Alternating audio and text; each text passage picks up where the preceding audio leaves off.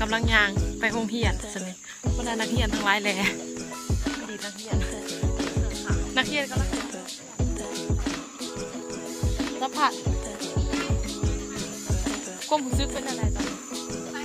ตื่นเต้นทั้งตื่นทั้งเต้นทั้งยานขาดเอาพอแห้งเป็นวะ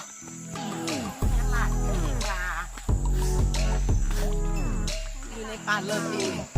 พอไปคือเลยกันเท่ากลับมาแบบก็มันหมุนอันหนึ่งเนี่ยเขาก็มีโคมอยู่2 อันมายืมจะได้โคม2 อันมายืมเป็นยางก้อนเนาะ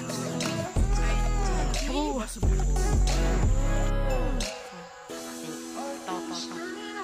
ก็คือกำลังยางไปห้องเรียนอยู่ให้เห็นบรรยากาศนี้ให้เบิ่งบรรยากาศ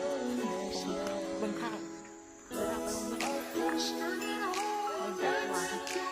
แล้วทั้งงานในบุกเลยเห็นแต่ป่าอนาคตเลยอนาคตคือป่าเท่านั้นคำว่าวิดีโอเวลาเขาวิดีโอปั๊มมันจะสามารถของไหนที่จะ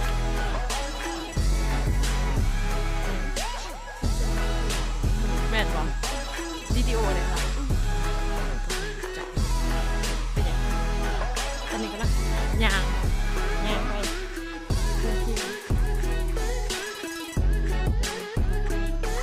สุด